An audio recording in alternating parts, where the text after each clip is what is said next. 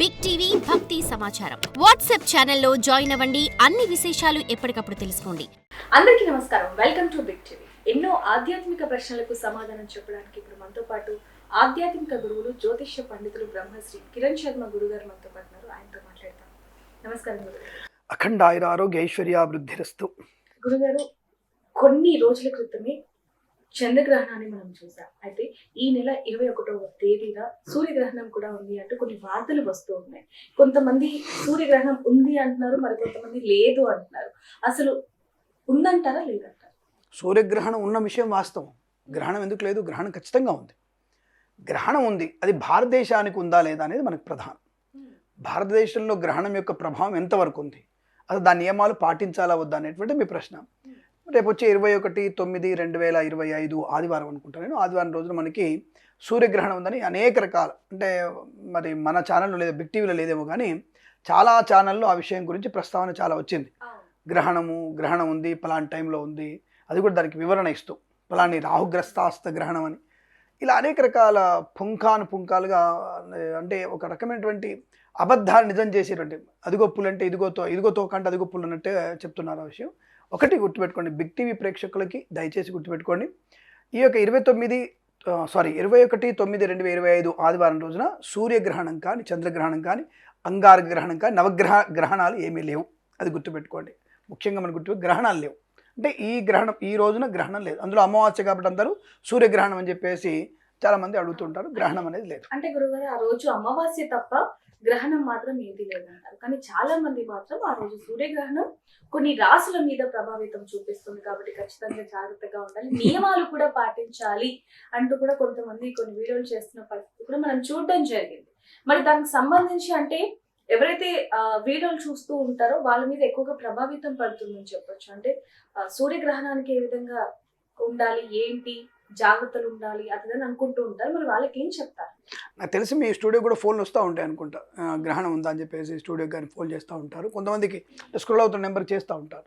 So కాబట్టి గ్రహణమే లేదు కాబట్టి ఈ రాశుల మీద దాని ప్రభావం ఉంటుంది అనడం ఒకటి మూర్ఖత్వం అవుతుంది. రెండవది వచ్చేసి ఇంకా రాశుల మీదకి వెళ్ళి పలానా రాశి వారికి ఈ మకర రాశికి బాలేదని, తర్వాత వృషభ రాశికి బాలేదని, తర్వాత సింహరాశికి అసలు బాలేదని, ఇలా రకరకాలుగా. అంటే వృశ్చిక రాశి వారికి ప్రమాదమే, ఏకంగా వాహన ప్రమాదం ఉంటుంది, 8 months వరకు వీళ్ళకి ఎఫెక్ట్ ఉంటుంది. ఇంకా కొంతమంది వచ్చేసి కొన్ని మహారాజు యోగాలు బాగా ఉన్నాయి, అనేక రకాల మహారాజు యోగాలు ఉన్నాయి. ఈ రాశి వారికి మహారాజు యోగం ఉంటుంది, తిరుగులేదు వీటికి అని చెప్పేటువంటి వ్యక్తులు కూడా ఉంటారు. అటువంటిది ఎక్కడ కూడా మనకి గ్రహణం లేనప్పుడు ఇవన్నీ కూడా మాట్లాడుకోవడం వృధా ప్రయత్నం. కాబట్టి ఈ రాశుల మీద ప్రభావం అని, ఆ రాశుల మీద నెగిటివ్ ప్రభావం అనేది ఎక్కడ కూడా మనకు కనిపించట్లేదు. అటువంటి ప్రభావాలు, గ్రహణ ప్రభావాలు ఎక్కడ కూడా లేవు. కేవలం మీరు అన్నట్టుగా అమావాస్య ఎఫెక్ట్ ఎక్కువగా ఉంటుంది. ఏ అమావాస్య ఎఫెక్ట్ ఉంటుంది. అమావాస్య అనేది ఒక రకమైనటువంటి ఆటుపోటకి, అంటే భౌతికమైనటువంటి సముద్రంలో కానివ్వండి వాతావరణంలో అమావాస్యకి పౌర్ణమికి భౌతికమైనటువంటి మార్పులు చాలా వస్తుంటాయి. కాబట్టి అటువంటి ఆటుపోటు ఉండడం అటువంటి ఇబ్బంది ఉంటుంది. కాబట్టి అంతే తప్ప గ్రహణ సంబంధమైనటువంటి ఇబ్బందులు, ప్రమాద స్థితి, గర్భిణీ స్త్రీలు జాగ్రత్త పడాల్సిన విషయం అవన్నీ కూడా ఇక్కడ కూడా లేదు. అయితే ఉందా అన్నారు కదండి గురుగారు మీరు. అంటే గ్రహణం ఉంది, కానీ అది మనకి దాదాపుగా అంటార్కిటికాలో ఒకటి ఉంది, పసిఫిక్ మహాసముద్రంలో ఉన్నటువంటి కొన్ని ఐలాండ్స్ ఉన్నాయి. సో ద్వీపాలు, ఆ యొక్క ద్వీపాల మీద, అంటే అట్లాంటిక్ ద్వీపాల మధ్యలో, పసిఫిక్ ద్వీపాల మధ్యలో ఒకటి. రెండవది ఆస్ట్రేలియా నగరానికి, ఆస్ట్రేలియా దేశానికి, న్యూజిలాండ్ దేశానికి, ఈ 2 దేశాలకి కొద్దిగా ఎక్కువ ప్రభావం ఉంది. కొంత జపాన్ కూడా కొంత, జస్ట్ లిటిల్ బిట్ ఆఫ్, అది కూడా ఒక 1/2 hour. అంటే పాక్షిక సూర్యగ్రహణం తప్ప పూర్తి స్థాయి సూర్యగ్రహణం కాదు. అది కేవలం పాక్షికమైనదే. అంటే ఒక 1/2 hour 40 minutes కంటే ఎక్కువ ఉండే అవకాశం లేదు. అది రావడం పోవడం తొందరగా అయిపోతుంది. అది పెద్దగా దాని గురించి కానీ అక్కడ ఉన్నటువంటి వ్యక్తులు, ఒకవేళ మన వాళ్ళు, మన బిగ్ టీవీ ఉన్నటువంటి ప్రేక్షకులు కానివ్వండి, మన తెలుగు వారు ఎవరైనా సరే న్యూజిలాండ్లో కానీ ఆస్ట్రేలియా ఉంటే వాళ్ళు చాలామంది ఉంటారు కదా, అలాంటి వాళ్ళు ఎవరైనా ఉన్నట్టయితే మాత్రం తప్పకుండా మీరు గ్రహణ సంబంధమైనటువంటి సూచిత అరిష్ట దోష నివృత్తి కొరకు దాన ధర్మాలు చేసుకోవాల్సిందే. అక్కడ మధ్యాహ్నం 1:30కి 1:27కి స్టార్ట్ అయ్యి దాదాపుగా అది 2 గంటల 7 నిమిషాలకి పూర్తవుతున్నటువంటి గ్రహణం. కాబట్టి ఆ సమయంలో మన వాళ్ళు, తెలుగు వాళ్ళు ఎవరైనా ఉంటే అక్కడ, లేదా మన భారతీయులు ఎవరైనా ఉంటే ఈ గ్రహణాన్ని పాటించాలనుకునే వారు. ఎందుకంటే ఇప్పుడు మనకి యూట్యూబ్లలో మనకి ఆటోమేటిక్ ఇంగ్లీష్లోకి డైవర్ట్ అయిపోతున్నాయి మన డైలాగులన్నీ కూడా. అటువంటి వాటిల్లో మనకి డైవర్ట్ అవుతుంది కాబట్టి మనకు తెలుగులో కూడా చెప్పాలి, భారతీయులు కూడా చెప్పాలి. ఇప్పుడు ఎవరికంటే అది ఆటో డబ్బింగ్ కూడా వచ్చింది కదా, మనం చెప్పే విషయం ఇంగ్లీష్లోకి తర్జుమా అయిపోతుంది. కాబట్టి భారతీయులు ఎవరైనా ఉంటే కూడా, అది ఆస్ట్రేలియాలో కానివ్వండి, న్యూజిలాండ్లో కానివ్వండి ఉంటే మీరు తప్పకుండా గ్రహణ నియమాలు పాటించాలి. సూర్యగ్రహణం కాబట్టి అక్కడున్నటువంటి వ్యక్తులు, అంటే మీరు ఇందాక అడిగారు నియమాలు ఏంటని, అక్కడున్నటువంటి వ్యక్తులు తప్పకుండా మీరు సూర్యోదయం మొదలు పెట్టి సూర్యగ్రహణం కదా, సూర్యోదయం నుంచి సూర్యాస్తమయం వరకు ఎట్టి పరిస్థితుల్లో ఏమి తినకూడదు.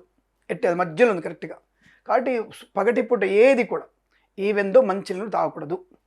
ఒకవేళ ఎవరైనా అశక్తులు ఉంటే మాత్రం మీరు గ్రహణానికి కనీసం 4 గంటల ముందు ఏదైనా తినడం, ఆ తర్వాత రాత్రి తర్వాతనే శుద్ధి స్నానం చేసి నియమాలు పాటిస్తూ చేసుకోవడం తప్ప అక్కడున్న వ్యక్తులకి, అంటే ఆస్ట్రేలియాలో న్యూజిలాండ్ వ్యక్తులకి మాత్రం గర్భిణీ స్త్రీ జాగ్రత్తగా ఉండడం, తర్వాత అంటే ఈ గ్రహణం సంబంధించినటువంటి వృషభ రాశి వారు కానివ్వండి, వృశ్చికం, సింహము, తర్వాత వృషభము, మకరం, ఈ 4 రాశుల వారు జాగ్రత్తగా ఉండే ప్రయత్నం తప్పకుండా చేసి మిగతా రాశుల వారు దాన ధర్మాలు చేసుకుంటే కూడా మంచిది. అది బిగ్ టీవీ ద్వారా మన వార్తని అక్కడ ఉన్నటువంటి ఆస్ట్రేలియా, మన జపాన్, కొద్దిగా తర్వాత న్యూజిలాండ్ వ్యక్తులకి వాళ్ళకి మాత్రం, ఈయన 3 దేశాల వాళ్ళే, పసిఫిక్ మహాసముద్రం మీద ఉంది, అక్కడే ద్వీపాలు ఉంటే ఐలాండ్లో ఉన్న వాళ్ళకి అంటార్కిటికా, ఇంకా తప్ప ఇంకెక్కడ వాళ్ళకి ఈ గ్రహణం ఎఫెక్ట్ లేదు. కాబట్టి నిశ్చింతగా భారతీయులు ఎవ్వరు కూడా గ్రహణ నియమాలు పాటించవలసిన అవసరం లేదు. దానివల్ల నష్టం ఎటువంటి వచ్చే అవకాశం లేదు. కాబట్టి శుభ్రంగా తినవచ్చు, ఆనందంగా ఉండవచ్చు, ఎటువంటి నియమాలు అక్కర్లేదు. కానీ గురుగారు చాలా మంది కూడా భారతదేశంలో కూడా గ్రహణం ఉంది అంటూ ఉన్నారు కాబట్టి చివరిగా ఏం చెప్తారండి? ఇప్పుడు మూర్ఖమైనటువంటి కొంతమంది, అంటే జ్యోతిష్యం తెలియనటువంటి వ్యక్తులు కొంతమంది కూడా ఉంటారు కదా. ఇప్పుడు కొంతమంది ఏమంటారంటే నిప్పు లేని పొగరాదంటారు. కానీ అలా ఏం లేదు. ఇక్కడ జ్యోతిష్యం రానివాడు దీన్ని అనవసరంగా, గ్రహణం ఉంది, నిప్పు ఉంది, కరెక్టే, ఎక్కడుంది అది? ఆ నిప్పు అనేది ఆస్ట్రేలియాలో ఉంది. అది ఇండియా మీదకి పొగ రావాల్సిన అవసరం లేదు, దూరం రాదు. కాబట్టి మీరు లేని గ్రహణం గురించి అనవసరంగా ఫేక్ ఆస్ట్రాలజర్స్ ఇచ్చేటువంటి విషయాలు నమ్మి అనవసరంగా మీరు ఇబ్బంది పడి అతి జాగ్రత్తలు తీసుకొని సూడో నాస్తికులకి మీరు మాట్లాడడానికి మనకు మార్గాన్ని ఇవ్వకండి. కాబట్టి సనాధర్మంలో ఒక స్పష్టమైనటువంటి ఇన్ఫర్మేషన్ ఉంటుంది. కాబట్టి ఎక్కడ కూడా ఇంకొకటి, మీరు ఉగాది పంచాంగ శ్రవణంలో చెప్తాం మేము గ్రహణాలు ఏమున్నాయనే విషయం. దాని గురించి మీరు కంగారు పడక్కర్లేదు. గ్రహణం లేదు, ఎవరు చెప్పినా ఆ మాట వినాల్సిన అవసరం లేదు. జాగ్రత్తగా ఉండాలి, అంటే జాగ్రత్తగా ఉండండి. మన భోజనం మనం చేసి శుభ్రంగా మనం భోజనం చేయొచ్చు, బయటికి వెళ్ళవచ్చు, ఉద్యోగం చేసుకోవచ్చు, బయటవచ్చు. గర్భిణీ స్త్రీలకు ఎటువంటి నియమాలు లేవు అన్న విషయాన్ని గుర్తించండి. నిజంగానే గురుగారు, చాలా మంది కూడా ఈ సూర్యగ్రహణానికి సంబంధించి అనేక సందేహాలు ఉన్నాయి. అవన్నీ కూడా మీరు ఒక్క వీడియోలో చెప్పడం జరిగింది. Thank you. అఖండ ఐశ్వర్యమస్తు. సర్వే జనా సుఖినో భవంతు. నమస్కారం. For more videos like this, subscribe Big TV channel.